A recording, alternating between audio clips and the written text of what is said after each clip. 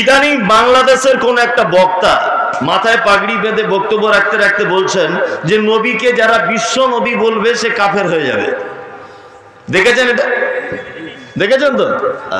বলছে বিশ্ব নবী বলা যাবে না। বলছে কেন? বলছে কোরআনে বিশ্ব নবীর বলা নেই।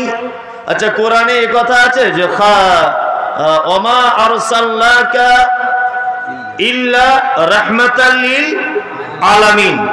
আলামিনের বাংলা গোটা বিশ্ব জগৎ, গোটা দুনিয়া, তাই তো? তাহলে ওনার মতে হচ্ছে যে আলামিন বলা যাবে, বিশ্ব বলা যাবে না। ওই যে আমি সব জায়গাতে বলি, পাগল তো গাছে ধরে না। ফতোয়া বহুত হচ্ছে মার্কেটে, অনেক ফতোয়া। বলছে কি? বলছে কোরআন শরীফকে কোরআন শরীফ বলা যাবে না, বললে মারাত্মক পাপ হয়ে যাবে। এটা বলছে কি বলছে না? কোরআন মাজিদ বলো, কোরআনুল কারিম বলো, কোরআনুল হাকিম বলো। বলছে কোরআন মাজিদ বলা যাবে না। বলছে কেন? এই কোরআনুল শরীফ বলা যাবে না। বলছে কেন? বলছে যাবে না, ওটা কোরআনের নাম নয়। আচ্ছা ঠিক আছে, কোরআনের নাম নয়, মেনে নিলাম, বলা যাবে না, বলাটা চলবে না। আচ্ছা বলুন তো, আমরা বাংলায় বলি যে পবিত্র আল কোরআন, আল্লাহ কথা বলেছে, এই কোরআন বলার আগে পবিত্র শব্দটা ব্যবহার করি কি করি না? করি। এবার আপনার কাছে আমি জানতে চাইছি, আপনার জানা থাকলে আমাকে বুঝিয়ে দেন, শরীফ শব্দের অর্থ কি? পবিত্র। তাহলে আরবিতে কোরআন শরীফ বলা যায় না, অথচ বাংলায় পবিত্র কোরআন বলা যায়। এটা কেমন যে চিন্তা ভাবনা, আমার মাথায় কিছু ঢোকে না, একদম ঢোকে না। তো উনি বলছেন যে বিশ্ব নবী বললে সে কাফের হয়ে যাবে। এগুলো একটা ভ্রান্ত ধারণা, এছাড়া আর কিছু না ভাই। যাই হোক, এই মানুষটির ব্যাপার আমি কিছু কথা বলবো। সর্বপ্রথম আমি বলে রাখছি, সেটা হচ্ছে এই পৃথিবীতে যত নবী এসেছেন, আদম থেকে নিয়ে নবী ঈসা আলাইহিস সালাম পর্যন্ত যত নবী এবং রাসূল এসেছেন, প্রত্যেক নবী এবং রাসূল কোরআনের ভাষা অনুযায়ী বোঝা যায় যে ওনারা শব্দ ব্যবহার করেছেন ইয়া কাওমি ইবুদুল্লাহ, হে আমার কওমরা, হে আমার জাতিরা, তোমরা আল্লাহর ইবাদত করো। তাই তো বলো না, ইয়া কাওমি ইবুদুল্লাহ, হে আমার কওমেরা, তোমরা আল্লাহর ইবাদত করো। আচ্ছা বলুন তো, হযরত মুহাম্মদ সাল্লাল্লাহু আলাইহি ওয়াসাল্লাম পবিত্র আল কোরআনে কি ভাষা ব্যবহার করেছেন? আল্লাহ করিয়েছেন কি? ইয়া আইয়ুহান নাস উবুদু, হে মানুষেরা, তোমরা আল্লাহর ইবাদত করো। তাহলে অন্যান্য নবীরা ভাষা ব্যবহার করেছেন নিজের কওমদের ব্যাপারে, আর আমাদের নবী মুহাম্মদ সাল্লাল্লাহু আলাইহি ওয়াসাল্লাম ভাষা ব্যবহার করেছেন মানুষ্য জাতির জন্য। তার মানে বোঝা গেল তিনি মানুষ্য জাতির নবী, সারা পৃথিবীর তিনি নবী। তিনি যদি কোনো গোষ্ঠীর যদি নবী হতেন, তিনি যদি কোনো দলের যদি নবী হতেন, তাহলে কিন্তু উনি এই শব্দটাই ব্যবহার করতেন, ইয়া কওমি ইবুদুল্লাহ, হে আমার কওমেরা, তোমরা আল্লাহর ইবাদত করো। যাই হোক, উনি তো গোটা বিশ্বের নবী এক। দ্বিতীয় কথা হচ্ছে, লোকটি মক্কাতে জন্মগ্রহণ করেছে, তাই তো? মক্কাতে, দেশটার নাম, যে দেশে আল্লাহ নবী জন্মগ্রহণ করেছেন, দেশটার নাম আরব। আরব, আরবের মক্কা নগরীতে জন্মগ্রহণ করেছেন। আচ্ছা, এই জায়গাটাতে জন্মগ্রহণ করার কারণ কি? আরো তো পৃথিবীর অনেক জায়গা ছিল, এই জায়গাটা জন্মগ্রহণ করার কারণ কি? এটা আপনার জানা আছে কি জানি না। ভৌগোলিক জ্ঞান যাদের আছে, জেনারেল লাইনে যে সমস্ত ভাইরা পড়েন, ভৌগোলিক জ্ঞান যাদের আছে, এটা আপনারা জানেন যে সারা পৃথিবীর মিডিল পয়েন্টে, মধ্যখানে অবস্থিত, তার নাম আরব দেশ, অর্থাৎ মক্কা। জানেন তো? ভৌগোলিক দিক দিয়ে দেখতে পাবেন এটা। মুহাম্মদ সাল্লাল্লাহু আলাইহি ওয়াসাল্লামকে মক্কাতে এই কারণে পাঠানো হলো, মুহাম্মদ সাল্লাল্লাহু আলাইহি ওয়াসাল্লামকে পাঠানোর উদ্দেশ্য হচ্ছে যে অন্ধকার থেকে মানুষকে আলোর দিকে নিয়ে আসা। এটা হচ্ছে প্রত্যেক নবীদের কাজ, ইখরিজুহুম মিনাজ যুলুমাত ইলান নূর, মানুষদেরকে অন্ধকার থেকে বার করে আলোর দিকে নিয়ে আসা। প্রত্যেক নবীদের এটা কাজ কি কাজ নয়? কাজ তো কাজ। এবার আপনাকে বলছি, এটা একটা প্যান্ডেল, এই প্যান্ডেলের এক কোণাতে যদি একটা টিউবলাইট লাগিয়ে দেওয়া হয়, আচ্ছা বলুন তো, অপর কোণাগুলো একটু অন্ধকার হবে কি হবে না? হবে।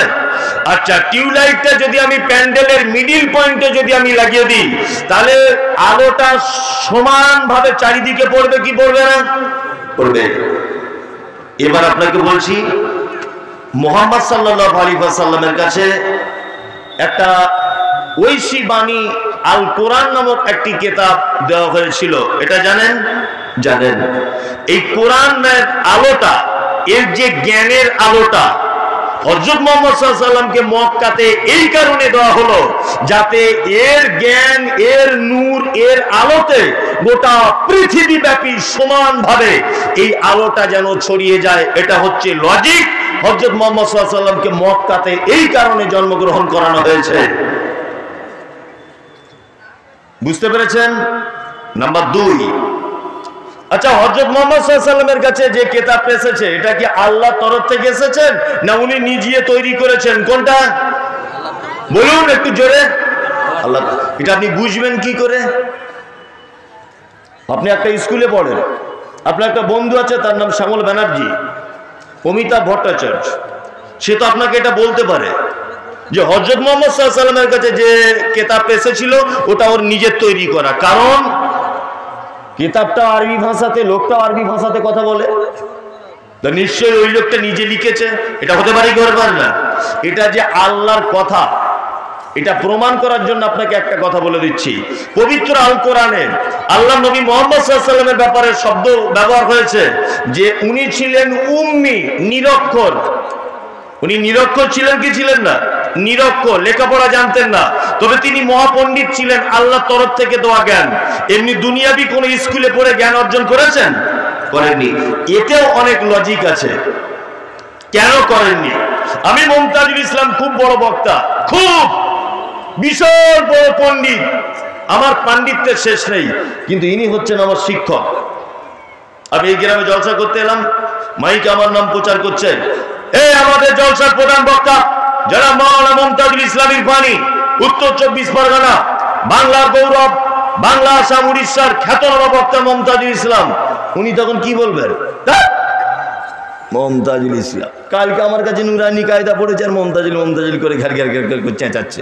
আচ্ছা, এটা বলবে কি বলবে না? বলবে। আমি যত বড়ই পণ্ডিত হই, এই লোকটার সামনে আমি কোনোদিন মাথা উঁচু করে দাঁড়াতে পারবো? পারবো? পারবো না। হযরত মুহাম্মদ সাল্লাল্লাহু আলাইহি ওয়াসাল্লামের যদি আবু জেহেল যদি শিক্ষক হতো, আবু লাহাব যদি শিক্ষক হতো, আর মুহাম্মদ সাল্লাল্লাহু আলাইহি ওয়াসাল্লাম যদি বলতেন আল্লাহ এক, সপ্তম আকাশে থাকে, আমার কাছে ওহী অবতীর্ণ হচ্ছে, আবু জেহেল সঙ্গে সঙ্গে বলতো, বদমাইশ কোথাকারে, কালকে আমার কাছে বক্তব্যে পড়েছো আর আজকে নবী বলে দাবি করছো।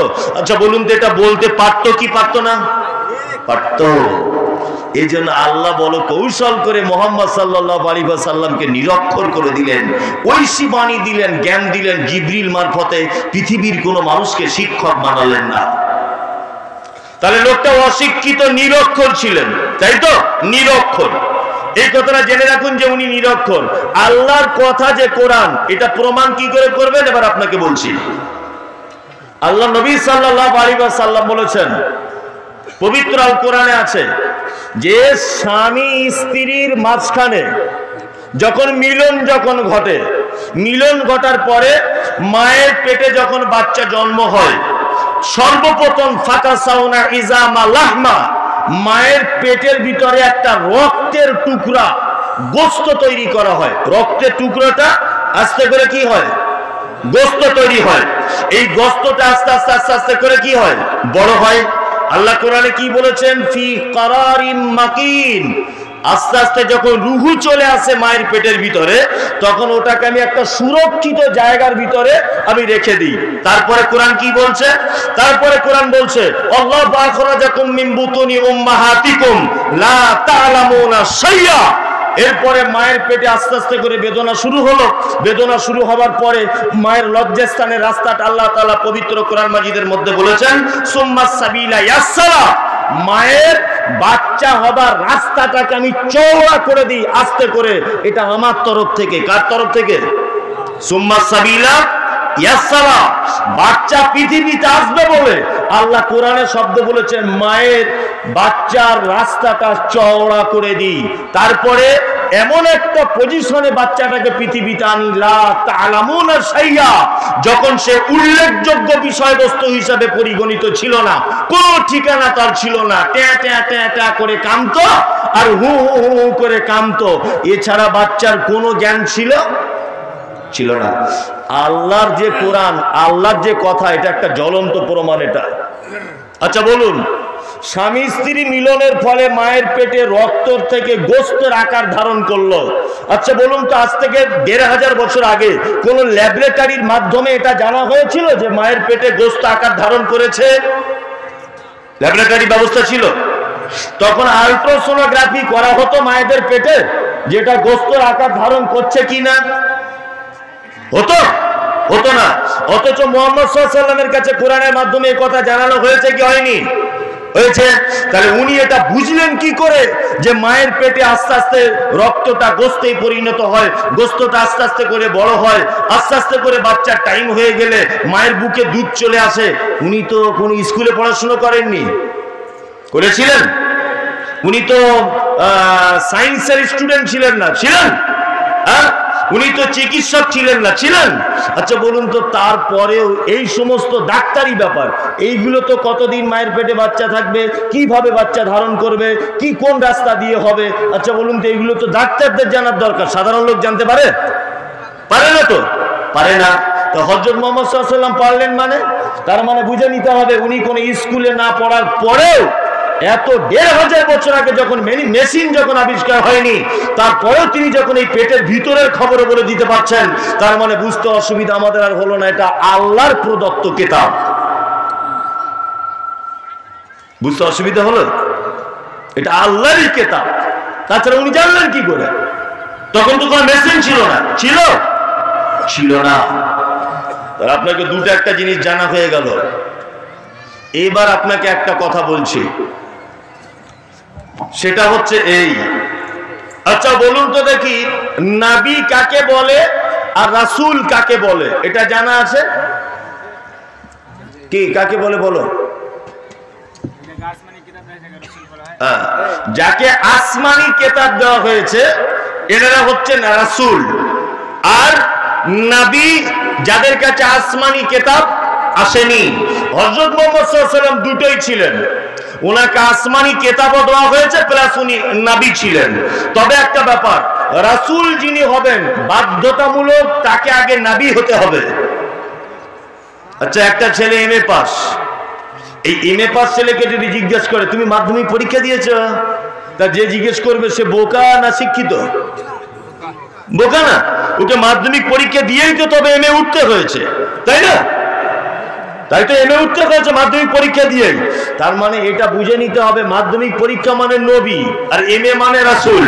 মানে রাসূল হতে গেলে নবী হওয়াটা বাধ্যতামূলক, কিন্তু নবী হলে রাসূল হওয়াটা বাধ্যতামূলক নয়।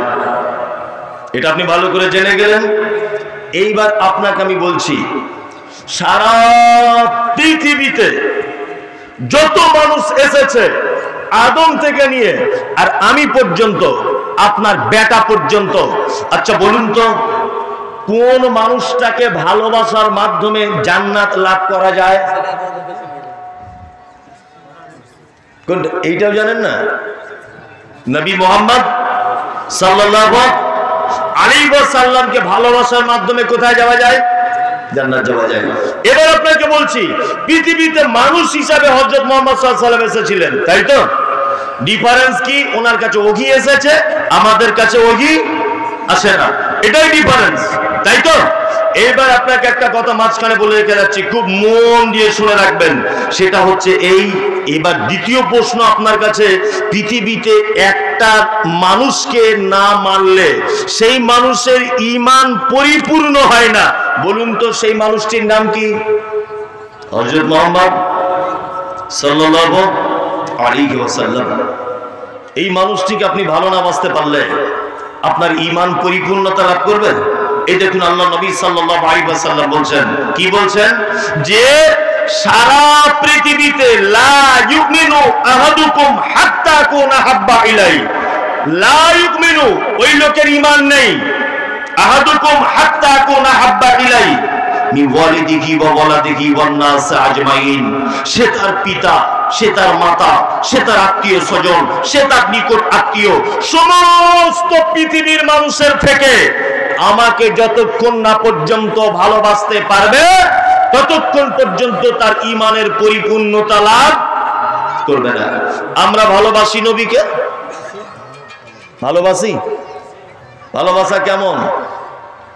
হ্যাঁ, ভালোবাসা এই যে বাংলাদেশে দেখতে পান না, ভালোবাসা কি হো হো হো হো হো হো জিকির করছে এরকম করে, আর একজন তাল গাছে উঠে পড়ছে, দেখেছেন দেখগুলো? মানে আশিকে রাসূল। আবার একটা বড় পেট মোটা বাংলাদেশের একটা পীর সাহেব আছে, দেওয়ান বাঘি, শুনেছেন? ওর পেটটাই দেখে মনে হয় ইবলিস শয়তানের মতো, এত বড় পেট। বক্তব্য রাখতে রাখতে বলছে, নবীর বেটি ফাতেমা হচ্ছে আমার স্ত্রী। বলছে নবীর বেটি ফাতেমা আমার স্ত্রী, আমি আল্লাহর নবীর জামাই। এই কথা বলতে শুনেছেন ওকে? মোবাইলে সার্চ করবেন, ও ভন্ডাটা বলছে, এত বড় পেট শয়তানের মতো, দেখলেই তো মনে হয় না নামাজ পড়া ভুল হয়ে যাবে, এত বড় পাকা শয়তান। জি, নবীকে ভালোবাসি আমরা, শুধু এটা বলি যে নবীকে ভালোবাসি। প্রমাণ হচ্ছে এই কিছুদিন আগে ওই আপনার নুপুর শর্মা আল্লাহ নবীর ব্যাপারে একটা কথা বলেছিল, বলেনি? আর মুসলমানরা মাথাতে পাগড়ি বেঁধে এইরকম করে বড় লাঠি নিয়ে রাস্তা অবরোধ করতে চলে গেল, কারণ আমি নবীকে ভালোবাসি, নবীর নামে কথা বলেছে, ওকে মেরেই ফেলবো আজকে। বলছে কি বলছে না? এই পাগল, এর নাম ভালোবাসা নয়। ভালোবাসার বহির প্রকাশ কি?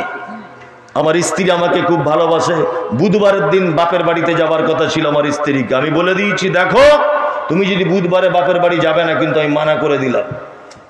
আমি বলে চলে এসেছি জলসাতে, বুধবার সকাল 7টাতেই জামা কাপড় গুটিয়ে বাপের বাড়ি চলে গেছে। আচ্ছা বলুন তো, এই স্ত্রী যে আমাকে ভালোবাসে এর প্রমাণ হয়? হ্যাঁ, অবাধ্য। আপনার সঙ্গে আমার দেখা হলো ওই আপনার গুলকি মার্কেটে, আপনি আমাকে দুটো চা খাইয়ে দিলেন, একটা পান কিনে দিলেন, দুটো লুঙ্গি কিনে দিলেন, এটা ভালোবাসা কি ভালোবাসা নয়? হ্যাঁ, ভালোবাসা, তাই না? এটা এক রকমের ভালোবাসা। আর সব থেকে পৃথিবীর ভালোবাসার উদাহরণ হচ্ছে এই যে যাকে ভালোবাসবে তার কথাগুলিকে মেনে নিতে হবে। নবীর প্রতি শুধু ভালোবাসা নয়, বলছে নবীকে মেরে দিয়েছে, অমুক করেছে, তাই করেছে, বিশাল ব্যাপার। ভালোবাসি আমি, কিন্তু আপনার ভালোবাসার প্রমাণ কি? নবীর মুখে দাঁড়িয়ে ছিল, আপনার নেই তো? হ্যাঁ, নবীজি 5 ওয়াক্ত সালাত আদায় করতেন, কই আপনি পড়েন না তো? পড়েন। নবীজি কি সুদের টাকা খেতেন? আপনি খান? আপনিও নিশ্চয়ই খান না। আপনি খান। আল্লাহ রাসূল ঘুষ দেওয়া পছন্দ করতেন না? আপনি তো পছন্দ করেন। তা নবীর একটা জিনিসও আপনি আমি মানতে পেরেছি? দুটো একটা মেনেছি, দুটো একটা বেসিক যেগুলো জিনিস সেগুলো আমরা মেনেছি, আদৌ ভালো মানতে পেরেছি? পারিনি। আল্লাহু আকবার, আল্লাহু আকবার। তবে আমাদের ইদানিং কিছু জিলাপি হুজুররা তারা নবীর প্রতি ভালোবাসা দেখাচ্ছে। নবীর প্রতি ভালোবাসা কি ভালোবাসা? না, নবী যেটা করেনি সেটা মানুষকে বলে দিচ্ছে, দিয়ে বলছে এই দেখুন নবী এটা করেছিল। মুমতাজুল ইসলাম নবীকে বলছে বড় ভাই। আচ্ছা, আমি আজ পর্যন্ত জীবনে বলেছি যে আল্লাহ নবী বড় ভাই আমার? বলেনি তো। বক্তব্য রাখতে রাখতে বলছে বারবার মুমতাজুল ইসলাম বলছে উনি মানুষ ছিলেন, উনি মানুষ ছিলেন। আরে উনি মানুষই তো ছিলেন, ওনার কাছে ওহী এসেছে, এটাই ডিফারেন্স, আর কোনো ডিফারেন্স নাই। আরে নবীকে ভালো আমরা বাসি। মুহাম্মদ সাল্লাল্লাহু আলাইহি ওয়াসাল্লাম মা আতাকুমুর রাসূল ফাখুযু ওয়া মা নাহাকুম ফান্তাহু, নবীকে তাই ভালোবাসে নবী যতটা দিয়েছে ততটা গ্রহণ করেছে, নবী যতটা নিষেধ করে দিয়েছে তার থেকে বিরত থেকেছে। এই হচ্ছে রাসূলের আসল